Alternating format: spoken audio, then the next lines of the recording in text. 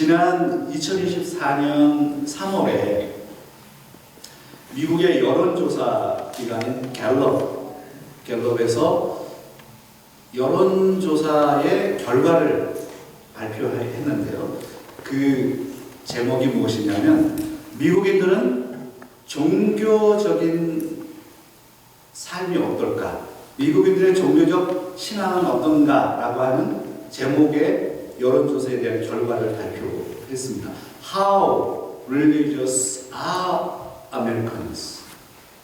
미국인들의 종교적 신앙은 도대체 어떤가? 미국인들의 종교적인 변화가 어떻게 이루어지고 있는가? 이 갤럽의 조사에 의하면 2023년 작년을 기준으로 해서요. 미국 내 기독교 인구가 저 그래프에 있는 것처럼 계속 디클라인이 되면서 지금 이 모든 크리스찬이라고 하는 사람들을 다 포함해서 68%로 집계했습니다. 여기에는 개신교가 33%, 그리고 천주교가 22%, 다른 기독교, 내가 기독교인입니다. 교회는 출석하지 않지만 그렇게 얘기하는 사람들까지 포함해서 13%. 주목해야 할 것은 이 그래프가요. 지금은 이 디클라인 된 것이 별로 크게 보여지진 않지만 미국 인구의 전체수로 생각을 해본다면 상당한 것입니다. 그래서 지금 이 그래프는 트렌드를 보여주는 것이라고 한다면 우리가 주목해야 할 것은 50년 전, 지금부터 50년 전 미국의 상황은 어땠는가? 1973년, 작년 통계를 올해 발표한 거니까 2023년부터 50년 전인 1973년도에 50년 전 미국은 기독교인들이 얼마나 됐을까? 기독교인들이 87%였다는 거예요. 전체 인구수에. 상당히 많은 인구죠. 퍼센트죠. 그런데 50년이 지난 지금 미국은 20%가 감소된 상황에 처했습니다. 기독교인들. 근데 또 하나의 변화는 다음 그림도 좀 보여주시고, 또 하나의 변화는 무엇이냐면 이 미국이라고 하는 큰 사회, 이 국가 안에 이 종교적인 변화가 심화되고 있는데 그 종교적인 변화 가운데 하나는 무엇이냐면 종교다원주의가 많아지기 시작했다는 거예요. 기독교인은 감소하고 있는데 다양한 종교인들, 무슬림들, 힌두인들, 그리고 다양한 종교의 사람들이 늘어나고 있다는 겁니다. 종교다원주의는 늘어나는데 기독교는 줄어들고 있는 현상을 보인다는 거예요. 기독교의 쇠퇴, 종교다원주의로의 빠른 변화. 그 가운데 우리가 또 주목해야 될 것은 무엇이냐면 교회의 기독교인들은 교회의 출석률이 상당히 많이 떨어졌고, 그리고 특별히 젊은 티네이저부터 영 피플, 그러니까 우리가 20대, 30대라고 하는 우리의 자녀들이 교회를 떠나는 추세가 심화되고 있다. 그것이 지금 미국이라고 하는 사회에 지난 몇십 년간의 큰 종교적인 변화라고 하는 것을 이 갤럽에서 발표했습니다. 기독교의 쇠퇴, 종교다원주의, 구원의 문제. 그런데 우리가 주목해야 할 것은 이 본문 오늘 말씀과 관련해서 구원의 문제, 구원의 종교, 행위의 종교 다원화 시대가 되면서 사회의 변화가 다양성과 포용성을 강조하는 사회로 변화하다 보니까 종교도 다양성과 포용성을 중요하는 종교다원주의로 가면서, 그러면서 종교가 기독교의 어떤 이 모습이 행함을 강조하는 종교로 가기 시작한다는 거예요. 기독교의 본질은 행함에 있느냐, 기독교의 본질은 믿음에 있느냐라고 하는 것이 우리 로마서의 주제입니다. 이 부분을 지금 우리가 계속 다루고 있는데 사회 자체는 자꾸만 더 종교적인 성향을 보이는데 이게 본질에서 벗어나서 자꾸만 종교다원화되어 가면서 행함을 강조하는 종교의 모습을 띠고 있다는 거예요. 그리고 우리 특별히 우리 아이들은 왜 교회를 떠나고 있는가? 우리 자녀들은 왜 교회를 떠나고 있는가? 오늘날 우리의 믿음은 무엇입니까? 그러면 오늘 우리 엘세트로 아름다운 공동체 여러분에게 질문합니다. 우리의 믿음은 무엇인가요? 우리는 무엇을 믿고 있습니까? 우리는 누구를 믿고 있습니까? 믿음의 내용은 무엇입니까? 오늘 본문 로마서에 보면 사도 바울께서 이 율법의 의와 믿음의 의를 대조하면서 이 문제를 풀어가고 있습니다. 로마서 10장 5절에 그래서 율법주의라고 하는 행함을 강조하는 이 율법주의는 도대체 어떻게 말하고 있는가라는 부분을 풀어가고 있거든요. 율법주의는 무엇일까요? 로마서 10장 5절에 있는 말씀을 오늘 본문으로 들어가서요. 같이 한번 읽어보면 좋겠어요. 같이 읽을까요? 모세가 기록하되 율법으로 말미암는 의를 행하는 사람은 그 의로 살리라 하였거니와 모세가 기록하되 구약의 말씀을 인용하네요. 율법으로 말미암는 의, 율법의 의, 율법을 행함으로 구원을 받는다라고 하는 행함을 강조하고 있는 이 율법으로 말미암는 의를 행하는 사람은 그 의로 살리라 했다는 거예요. 모세의 율법에 의하면, 말씀에 의하면. 그러면 제가 질문을 던질까요? 로마서 10장 5절에 있는 이 말씀만 본다면 이 로마서 10장 5절의 말씀은 율법으로 의를 얻을 수 있다는 얘기입니까? 아니면 율법으로 의를 얻을 수 없다는 이야기입니까?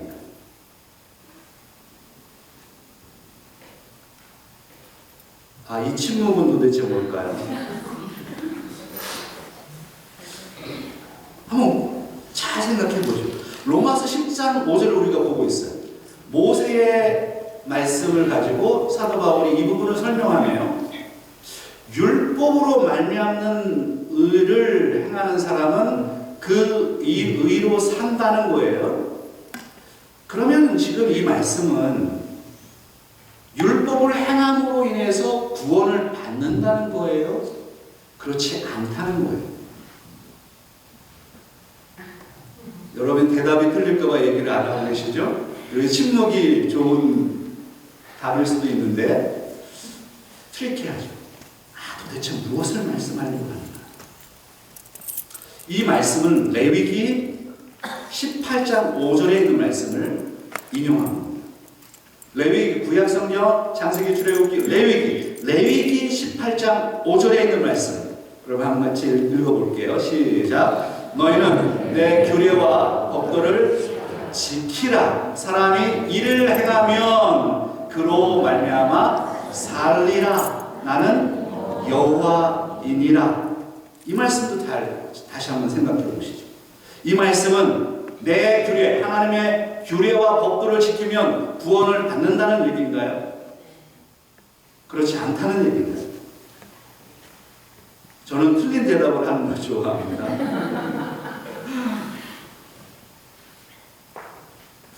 내가 도대체, 목사님이 도대체 뭘 얘기하시려고 하나? 사도 바울은 유대교의 율법주의를 설명하기 위해서 갈라디아서에서도 이 말씀을 비슷하게 말씀하시죠. 갈라디아서 3장 12절에 있는 말씀입니다. 같이 한번 읽어볼까요? 율법은 믿음에서 난 것이 아니니 율법을 행하는 자는 그 가운데서 살리라 하였느니라. 율법은 어디에서 난 게 아니래요? 믿음에서 난 것이 아니니 율법을 행하는 자는 그 가운데서 살리라. 이게 도대체 율법으로 구원을 받는다는 얘기예요? 아니라는 얘기예요? 헷갈리죠? 계속 헷갈릴까요? 우리 로마서 10장 5절, 레위기 18장 5절, 갈라디아서 3장 12절. 사도 바울은 지금 율법과 믿음을 대조합니다. 사도 바울의 관점이 상당히 중요한 게 무엇이냐면 오늘날 우리 삶에도 이 말씀이 너무 중요해요. 우리가 행함으로 구원을 받을 것이냐, 내 인격으로 구원을 받을 것이냐, 내가 거룩한 삶을 통해서 구원을 받을 것이냐, 나의 학력으로 내가 가지고 온 가족의 배경으로 구원을 받을 것이냐 라는 문제와 내가 믿음으로 구원을 받을 것이냐라는 문제가 부닥치는 겁니다. 사도 바울은 갈라디아서, 로마서 그의 서신서에서 사도 바울의 위대함은 여기에 있습니다. 율법이라고 하는 것에 대한 새로운 구속사적인 관점을 제시하기 때문입니다. 율법이 나쁜 건가요? 다시 물어보겠습니다. 성도 여러분, 율법이 나쁜 건가요? 분명하게 얘기하세요. 율법이 나쁜 거예요? 율법이 왜 나빠요? 하나님의 말씀인데. 안식일을 거룩하게 지키라, 살인하지 말라, 내 부모를 공경하라 라고 하는 말씀이 왜 나쁜 얘기입니까? 하나님의 말씀이 너무나도 소중한 말씀이죠. 그 율법이 그러나 부모를 공경한다고 해서 내가 구원받는 게 아니라는 거예요. 내가 살인하지 않았다고 해서 구원받는 게 아니라는 거예요. 구원의 문제가 아니라는 거예요. 율법은. 이해가 되시죠? 사도 바울이 지금 끊임없이 구원은 어떻게 받느냐라고 하는 이 문제를 다루고 있는 거예요. 구약의 율법을 내가 지켜서 구원을 받는다라고 하는 생각을 깨고 있는 거예요. 유대인들이 그 생각을 가지고 있기 때문입니다. 그 생각에 너무나도 지나쳤기 때문에 누구를 구원자로 받지 못했어요? 예수 그리스도를 믿지 못했다라는 거예요. 율법이 너무나도 강력하니까. 율법을 내가 지킬 수 있다고 생각하니까. 율법을 지켜서 구원을 받는 게 아니라는 거예요. 그게 로마서에서 끊임없이 사도 바울이 지금 논쟁하고 있는 거죠. 갈라디아서 3장 10절과 11절에 있는 말씀에 보면 이 말씀도 같이 한번 읽기를 원합니다. 무릇 율법 행위에 속한 자들은 저주 아래에 있나니 기록된 바 누구든지 율법책에 기록된 대로 모든 일을 항상 행하지 아니하는 자는 저주 아래에 있는 자라 하였습니다. 또 하나님 앞에서 아무도 율법으로 말미암아 의롭게 되지 못할 것이 분명하니 이는 의인은 무엇으로 산대요? 믿음으로 산다는 거예요. 이게 신약의 관점이고 바울의 관점이고 복음의 관점입니다. 율법 행위에 속한 자, 율법 행위에 속한 자들은 저주 아래 있다. 이 말은 율법이 나쁘다는 얘기가 아니라 그 율법을 지킴으로 인해서 내가 그 율법을 지켜서 내가 구원을 받을 수 있다라고 하는 사람은 저주 아래 있게 된다는 거예요. 왜 그러냐면 구약의 율법이 출애굽기부터 해서 출애굽기, 레위기, 민수기, 신명기에 나와 있는 율법을 다 계산해 봤더니 유대인들이 613가지라고 이야기를 합니다. 유대인들은 613가지의 율법을 다 지키려고 노력을 해요. 그래서 안식일에 거룩히 지키라, 안식일을 거룩히 지키라는 이 말씀을 또 그들은 해석을 해요. 해석을 해서 또 주석을 달아놔요. 그게 우리가 아는 미드라시, 그 다음에 탈무드라고 하는 것들이에요. 그러면 613가지를 또 주석해가지고 가지치기를 해가지고 수천 개의 수만 개의 법률을 만들어 놓고 그것을 지킴으로 인해서 자신들은 구원을 받을 수 있다라고 하는 거예요. 예전에 제가 이스라엘을 갔을 때, 지금은 이스라엘에 전쟁이 있어서 성지순례가 지금 멈춰 있습니다만, 성지순례를 갔더니 이스라엘의 호텔에 우리가 묵었는데요. 그 호텔에 안식일이었어요. 안식일은 유대인들은 금요일 저녁부터 토요일 저녁까지 안식일이잖아요. 안식일인데 일을 하지 못하도록 이거를 거룩하다, 안식일을 거룩히 지키라는 것을 해석하는 거예요. 해석해가지고 그러면 어디까지만 걸어가야 되고 요만큼만 해야 되고 무엇을 하지 말아야 된다는 율례가 너무나도 많은 해석을 달아놨고, 그래서 엘리베이터도 누르는 것이 일이라고 해가지고요, 엘리베이터를 못 누르게 해놨어요. 그러면 1층부터 10층까지 올라갈 때 어떻게 할까요? 나는 예를 들어서 9층에 올라가야 돼. 그럼 어떻게 해야 돼? 계단으로 올라가. 그것도 좋은 방법인데 그것도 걷지 말라니까, 안식일에. 근데 이 사람들은 어떻게 하느냐면 1층부터 10층까지가 다 켜져 있어요.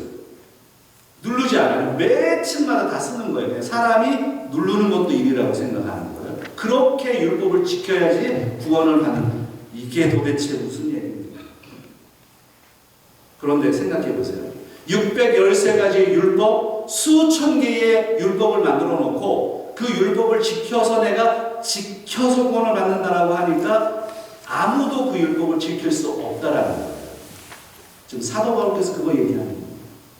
율법을 지켜서 구원을 받는다라고 하면 어떠한 사람도 그 율법을 지킬 수 없기 때문에 결국 저주 아래 있게 되는 것이다. 그래서 야고보서에 있는 말씀에 보면 이런 말씀이 있습니다. 야고보서 2장 10절에 누구든지 온 율법을 지키다가 그 하나를 범하면 모두 범한 것이 된다. 이 율법주의가 얼마나 무서운지 아시겠어요? 행함으로 구원을 받을 수 있다라고 하는 종교가 미국에 파고들고 있습니다. 컬트 문화. 컬트가 사이비 이단들을 얘기하죠. 사이비 이단이 수십 년 동안 미국에 잠식되어 있고 지금 무슬림, 힌두교라고 하는 다른 종교들이 깊이 미국인의 생활 양식에 파고들고 있습니다. 지금 트럼프 행정부가 되면 어떤 유명한 장관, 어떤 사람은 힌두교인의 컬트 쪽에 있는 사람이 지금 주목받고 있는 그런 경우도 있고요. 지금 미국의 사회가 혼동스러워요. 종교적으로 혼동스럽습니다. 많은 것들을 포용하려고 합니다. 다양성을 중요시 여기려고 합니다. 그러니까 전통적인 하나님의 말씀을 가지고 있는 기독교는 디클라인이 되고 있고 기독교에서 보수적인 가치를 얘기하는 사람들은 골치 아픈 사람이라고 얘기하고 그것을 열어놓는 종교들은 환영받는 아이러니컬한 시대에 우리가 살고 있는 거거든요. 행함의 종교가 파고드는 거예요. 미국에 사는. 원래 이 아웃사이더에 있는 종교들이 메인스트림으로 들어오려고 하는 거예요. 메인스트림에 있는 종교는 오히려 고통받고 있는 거예요. 우리가 하나님의 말씀을 제대로 이해하고 그렇게 살려고 하면 우리는 세상 사람들에게 공격당하는 시대에 살고 있는 것입니다. 율법주의가 얼마나 무서운지 아세요? 행함의 주의, 행함주의, 내 의주의, 내가 무엇인가 할 수 있다고 생각하는 거예요. 내 경험, 내 능력, 내가 무엇인가 할 수 있다고 생각하는 그 순간에 우리는 율법주의로 빠져드는 겁니다. 그러면 이 율법주의와 반대되게 믿음에 대해서는 믿음의 의는 도대체 무엇을 의미하는가? 로마서 10장 6절로 7절에 있는 말씀입니다. 오늘 사도 바울께서 로마서 10장 6절 7절에 기가 막힌 말씀을 하시는데 너무 어려운 말씀입니다. 이 말씀 한번 해석해 보세요. 로마서 10장 6절과 7절에 있는 말씀 같이 한번 읽어보겠습니다. 무릇 율법 아니죠. 제가 잘못 봤어요. 다시요. 로마서 10장 6절로 7절에 있는 말씀 같이 시작. 믿음으로 말미암는 의는 이같이 말하되 내 믿음의 마음에 누가 하늘에 올라가겠느냐 하지 말라 하니 올라가겠느냐 하면 그리스도를 모셔 내리려는 것이요 혹은 누가 무저병에 내려가겠느냐 하지 말라 하니 내려가겠느냐 하면 그리스도를 죽은 자 가운데서 모셔 올리려는 것이라. What? 이 말씀 한번 해석해 보시겠어요? 아유, 한국말로 읽었는데도 도대체 무슨 말이에요? 무슨 말씀? 어렵죠? 믿음으로 말미암는 의는 율법의 의와 대조합니다. 믿음으로 말미암는 믿음의 의는 말하되 내 마음에 누가 하늘에 올라가겠느냐 하지 말라 하니 올라가겠느냐?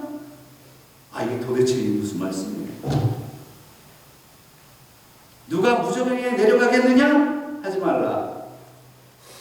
내려가겠느냐 하면 그리스도를 죽은 자 가운데서 모셔 올리려는 것이다. 이 말씀은 신명기 30장 11절로 14절에 있는 말씀을 인용한 것입니다. 신명기 30장 11절로 14절에 있는 말씀 같이 한번 읽어볼까요? 시작.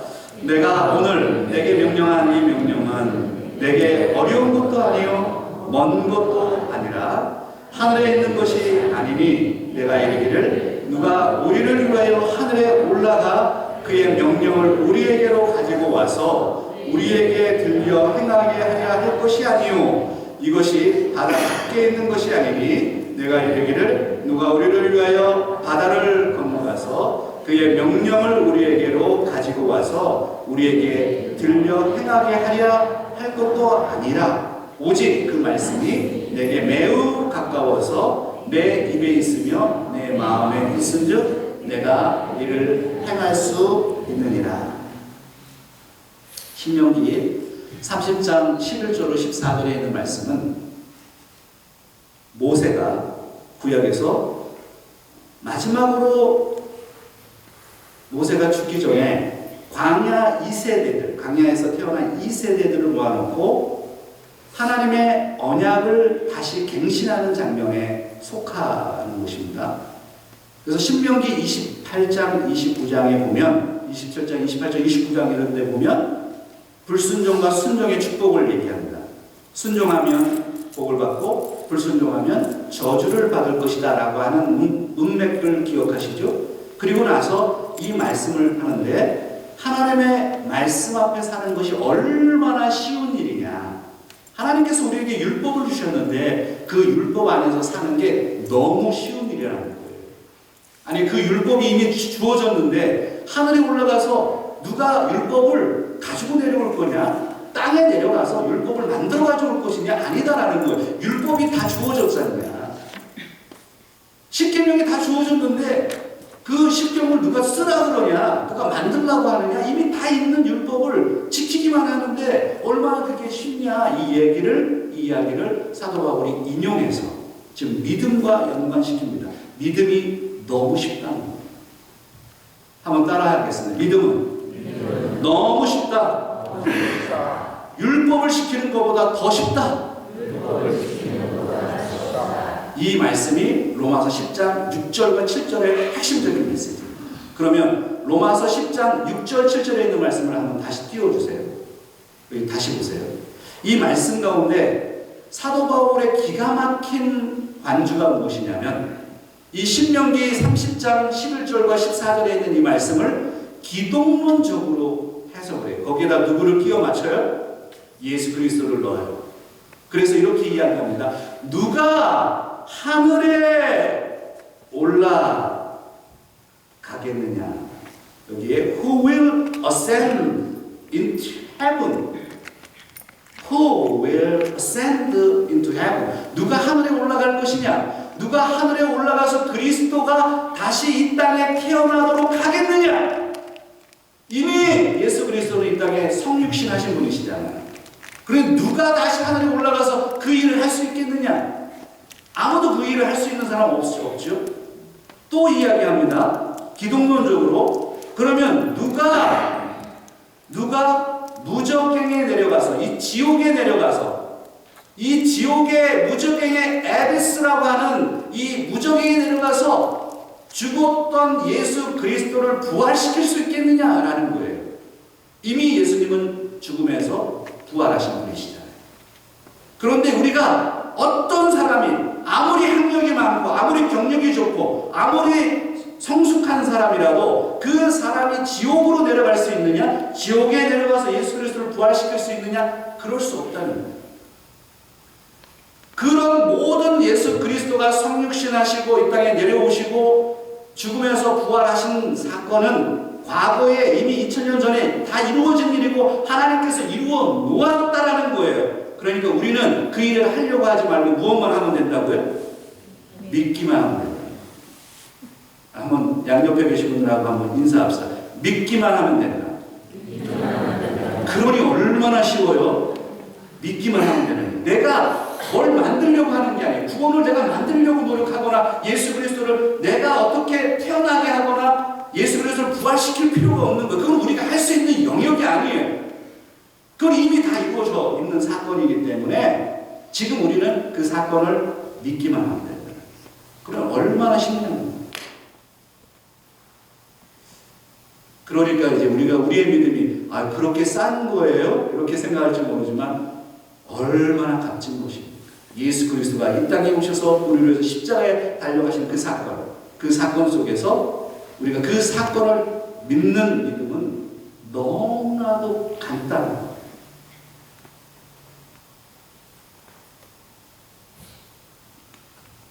이제 적용적으로 좀 넘어갈까요? 그래서 저는 오늘 여러분에게 이 말씀을 통해서 믿음의 말씀으로 살아가라 라고 하는 말씀을 같이 적용적으로 나누고 싶은데요. 한번 같이 따라하겠습니다. 믿음의 말씀으로 살아가라. To live with the word of faith. 믿음의 말씀. 여기에 말씀은 도대체 무엇일까요? 믿음의 말씀은 무엇일까요? 그래서 로마서 10장 8절에 있는 말씀, 오늘 본문의 말씀을 같이 한번 읽어보면 좋겠어요. 같이요. 그러면 무엇을 말하느냐? 말씀이 내게 가까워 내 입에 있으며 내 마음에 있다 하였으니 곧 우리가 전파하는 믿음의 말씀이라. 여기서 믿음의 말씀은 예수 그리스도에 대한 바로 복음을 의미합니다. 그러니까 우리의 입에, 우리의 마음에 누가 계시다고요? 예수 그리스도가 계십니다. 사랑하는 여러분, 여러분의 마음에, 여러분의 입에 예수 그리스도가 계십니까? 이 정도 가지고 안 될 것 같은데. 우리의 마음에 예수 그리스도가 계신가요? 우리의 입에 예수 그리스도가 계신가요? 입의 고백이 얼마나 중요한지. 입으로요, 내가 무엇인가 말한다는 게 상당히 이게 능력이 있습니다. 예전에 제가 설교 시간에 한번 예화로 제가 사용했던 건데 제 이야기에 대해서 한번 좀 더 들려드리려고요. 예전에 코비드 기간에 저희 장인아 어른이 많이 아프셨어요. 그래가지고 한국에서 급하게 들어오라고. 그래서 우리 집사람하고 저하고 그해 겨울 12월에 한국에 들어가게 됐어요. 근데 그 코비드가 막 너무나 한창이 돼가지고 딱 들어갔는데 지금 아버님이 막 돌아가실 것 같은데 가지는 못하는 거예요. 10일간 격리를 했어요. 격리를 하고 그리고 나서 이제 다시 검사를 해서 이게 괜찮으면은 이제 보내주는 거예요. 그래서 10일간 격리를 한 다음에 제가 서울 마포에 있었는데 마포 선별진료소에 가서 이제 코비드 테스트를 마지막으로 하려고 가게 됐어요. 근데 제가 서울의 상황을 제가 잘 모르는 거예요. 주차가 그렇게 어려운 줄 모르고 차를 가지고 간 거 아닙니까? 주차를 못 하겠는 거예요. 뺑뺑 도는데 주차를 어떻게 해야 되는지도 모르겠고 어디다 해야 될지 모르겠는 거예요. 한참 돌다가 보니까 택시 기사분 거기 딱 있는 거예요. 너무 반가운 거예요. 그래서 가서 제가 그 택시 기사분에게 이렇게 얘기를 해버렸네요. 아니 제가 미국 생활 한참 하다 보니까 아저씨, 아줌마 이런 단어를 안 쓰고 살아가지고 입에서 툭 튀어나왔는데 그 단어가 뭐냐면 집사님이었어요. 아니 처음 보는 사람인데 제가 창문을 내리고 집사님 이렇게 얘기했거든요. 그랬더니 이 집사님이라는 단어가 그렇게 능력이 있는 말씀인지 몰랐어요. 이 사람이 깜짝 놀라는 거죠. 정말 깜짝 놀랐는데 왜 놀랐느냐면 이 사람이 담배를 피우고 있었거든요. 담배를 얼마나 맛있게 피우고 있는지 나는 생전 담배를 피워본 적이 없어요. 근데 이 사람 인상을 쓰면서 막 빠르는데 너무 맛있게 피우는 거야 담배를. 근데 집사님 하니까 이게 이분이 깜짝 놀라가지고 담배를 탁 떨어뜨리더니 이분이 하시는 얘기가 뭔지 아세요? 제가 집사님을 어떻게 하셨어요? 내가 집사인데 장모인지 그 사람이 무신자인지 어떻게 알아? 근데 입에서 툭 집사님이라고 나가니까 깜짝 놀라더니 이분이 하시는 얘기가 뭔지 아세요? 아이고 오늘 당장 담배를 끊어야겠네요. 하나님이 다 보고 계시네요. 아니 제가 뭐 그 사람 내가 보기로 했어요. 그 사람 담배 핀다고 때리기를 했어요. 뭘 했어요. 그냥 집사님이라고 하는 단어가 이 사람에게는 정말 우레와 같은 공부인 거예요. 그래서 자기가 반성하고 회개하고 다 하더라고요. 나는 그분 몇 초만 본 거예요. 몇 초 동안만 봤는데 그 일이 일어난 거예요. 집사님 한마디. 와. 그래서 제가 그때 깨달은 게 있어요. 입의 권세가 이렇게 강하구나. 그래서 여러분 양옆에 계신 분들 한번 직분 아시죠? 한번 해보겠습니다. 집사님, 권사님, 장모님 한번 시작! 한번 해봅시다. 아니 무슨 역사가 일어나야지 깜짝 놀란 거나 뭐 해야 되는데 우리는 감동이 없어. 아무튼 네, 여러분 어떤 사람은 집사라고 하는 단어 하나에 깜짝 놀라요. 입의 권세가 얼마나 무서운지. 마음에 가지고 있는 게 입으로 드러나는 거예요. 우리는 우리의 마음에 예수님이 계신가요?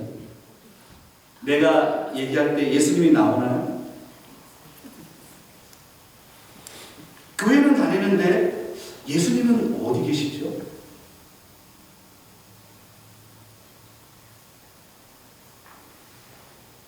오늘 로마서 10장 말씀을 정리하면 10장 9절 10절에 있는 말씀을 보면 이 위대한 말씀이 여기 있습니다. 같이 한번 읽어볼까요? 내가 만일 내 입으로 예수를 주로 시인하면 또 하나님께서 그를 죽은 자 가운데서 살리신 것을 내 마음에 믿으면 구원을 받으리라. 사람이 마음으로 믿어 의에 이르고 입으로 시인하여 구원에 이르느니라. 여기 보면 믿음과 고백이 나오죠. 믿음과 고백. 믿음이 무엇입니까? 믿음이 그렇게 쉽다면서요. 믿음은 도대체 뭔가요? 내가 주여 믿습니다. 믿습니다. 뭘 믿는 거예요? 뭘 믿는 거예요? 믿습니다. 믿음이란 오늘 이 본문을 보세요. 예수를 주라고 시인하는 예수님을 주로 믿는 것이고 예수님께서 십자가에서 달리시고 3일 만에 부활하신 그 사건을 믿는 것입니다. 그래서 믿음은 기독론으로 가득 차 있어야 되는 겁니다. 믿음의 내용이 기독론입니다. 믿기만 하는 게 아니라 입으로 시인해. 마음으로 믿고 입으로 시인하라는 거예요. 그래서 존 모레이 박사님이 이런 이야기를 했죠. 아주 좋은 이야기라서 여러분이 소개해요. 같이 한번 읽어볼까요? 믿음이 없는 고백은 헛것이며 고백이 없는 믿음은 가짜처럼 보일 것이다. 믿음이 없어요. 고백은 있는데 믿음이 없어요? 믿음은 있는데 고백이 없어요? 그러면 가짜처럼 보일 거예요.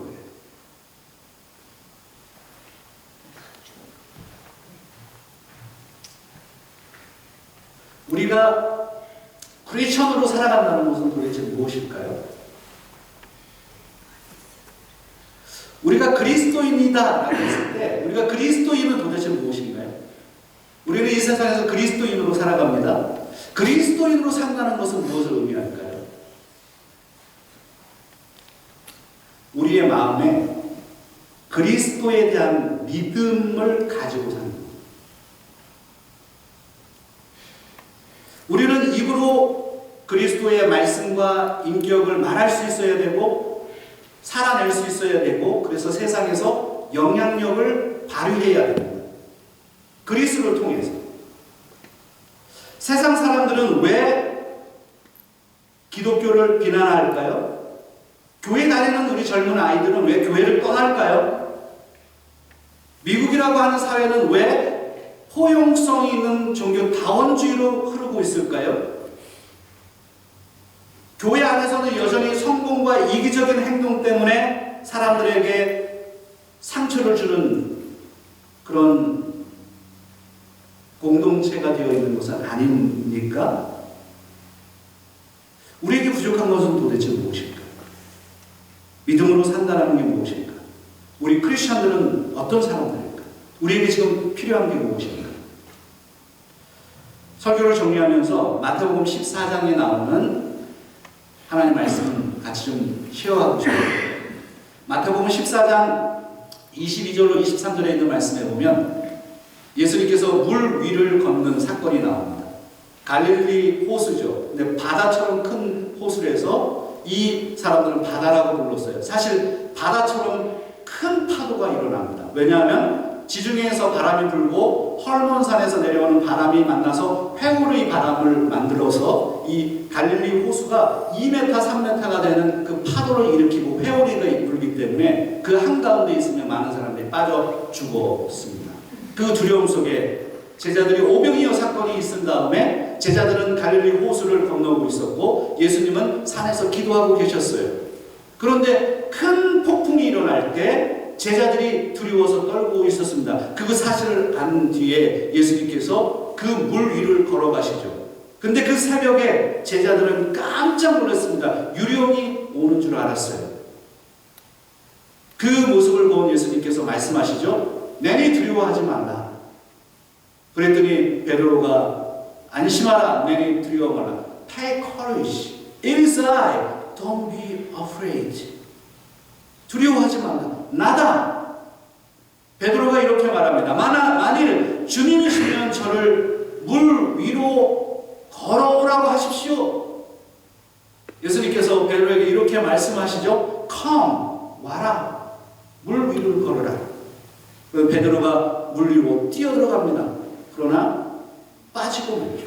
파도에 무서워서 빠지고 말죠. 예수님께서 그때 손을 내밀어 베드로를 잡으면서 이렇게 말씀하시는 이 말씀을 기억하셔야 돼요.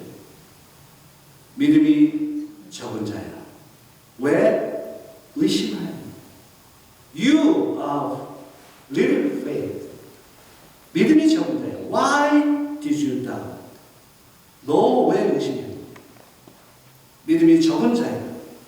믿음이 있는 것 같은데 믿음이 없다. 오늘 우리들의 모습이 그렇지 않나? 교회는 열심히 다니는 것 같은데 나는 종교인이 되어가고 있는 거 아니에요? 내 안의 믿음은 무엇입니까? 내가 믿고 있는 것은 무엇이고 내 행위는 무엇이고 나 때문에 상처받은 사람들은 없습니까? 나 때문에 교회를 떠난 사람은 없습니까? 우리 자녀들은 왜 교회를 떠나 있습니까? 믿음이 적은 자예요. 왜 의심하였느냐? You are little afraid. Why did you doubt?